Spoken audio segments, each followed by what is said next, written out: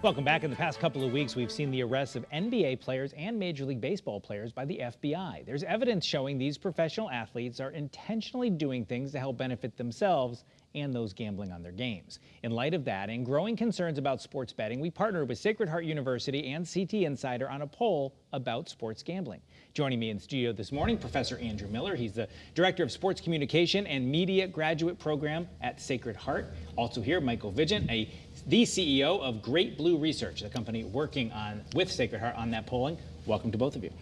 Thanks for having us. First, I'm going to start with you. Tell me what the impetus for this kind of poll was. We've all seen these news reports, and obviously anyone who watches a sporting event knows how ubiquitous gambling has become, where it used to be like the secret Brent Musburger wink. It's now just right out there in the open. So why do a poll like this? Yeah, I think college campuses now are an epicenter for young people gambling. I mean, this is where it's happening all over the country, particularly young men. So it's something that we see every day. Our students are doing it. You know, I run a program that deals with issues of sports communication and media. So this is, again, also central to what we do. And we did a poll together last spring. We came out in March about sort of effects and attitudes about sports gambling.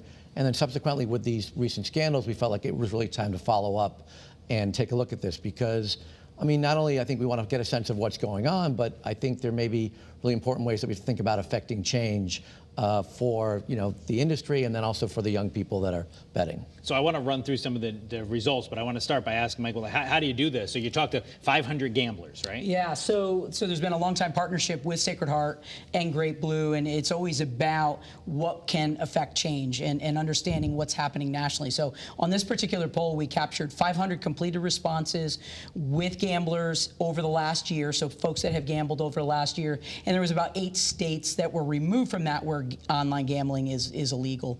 So those people might have gambled, but you didn't want to hear from them. Correct, correct. So we captured, again, those 500 responses, which is a margin for error plus or minus 4.3% at a 95% confidence level. So reliable data, and excited to kind of share some of the results. All right, let's pull up some of those results. We're going to start with this first graphic we have. Does this situation impact your trust in the NBA? You can see here on the screen the various responses. A lot, 38%, but when you start adding in somewhat, I mean, we're talking a big percentage of the numbers if you add those together. Were you surprised about what you saw, Andrew? No, I don't. I mean, in general, I hate to say it, but these scandals are not that surprising even in and of themselves. So then when we see these numbers of people then being concerned about it, we're not surprised. I mean, again, we'll get to those numbers later maybe.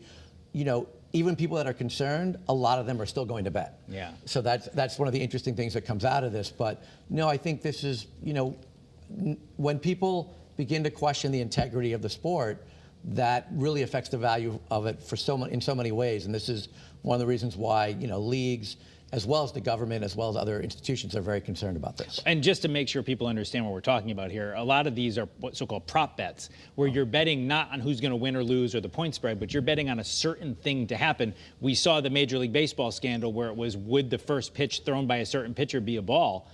I can't pitch in the major leagues, but I can spike a 50-footer. So, and in one case somebody swung at it, which, Andy Pius has some things to explain, but that's controlled by the player, and that kind of changes the analysis, right? Yeah, it is a most amazing thing that, one person can have such an effect in a team sport. Because before, right, we used to have, historically, there were issues with the integrity of a sport. It'd be like a sport like boxing. One person can easily change what's going on. They can throw a fight.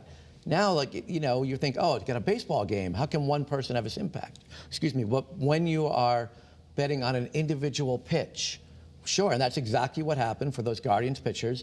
They were saying had deals where they said their first pitch was going to be a ball, and then people are betting on that, which is why, now MLB has come back and said they have now changed it. They're only allowing maximum bets of $200 for that.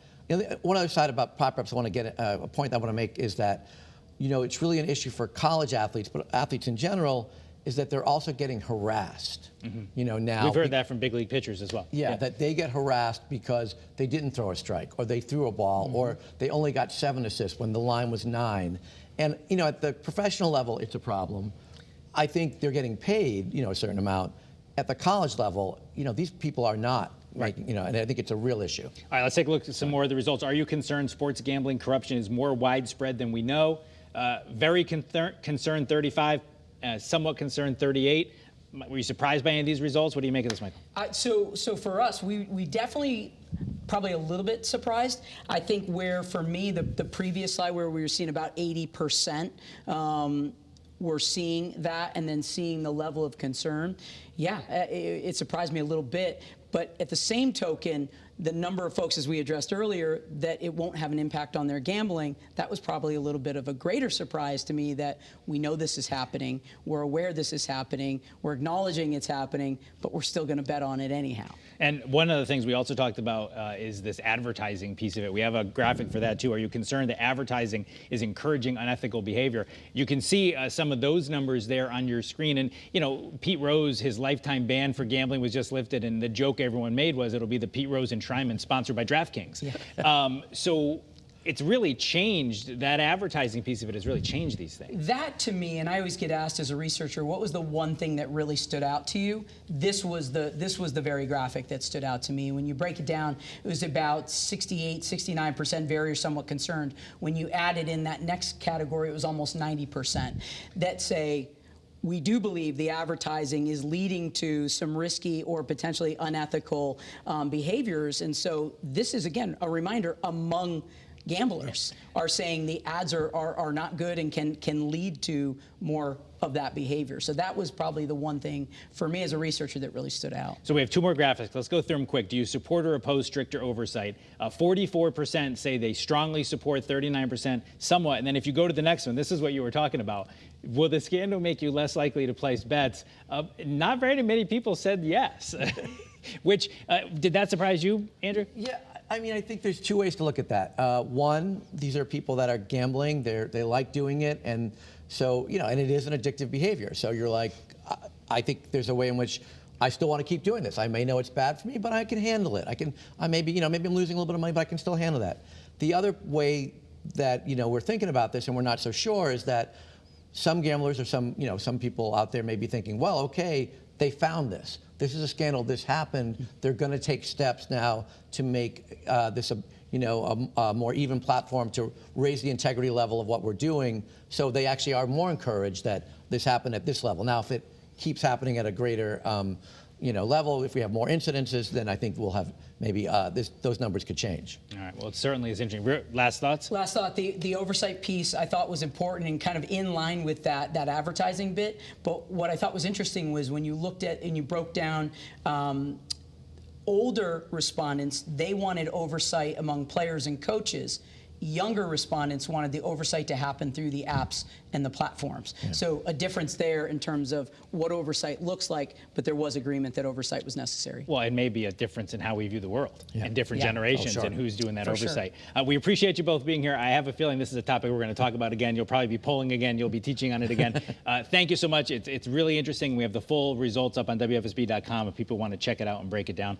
Thanks for being here. As we wrap up the interview, we do want to show you a number. If you have a problem with gambling or think you might, here is the Problem Gambling Hotline. It's 1-888-789-7777. I'll read it again, 1-888-789-7777.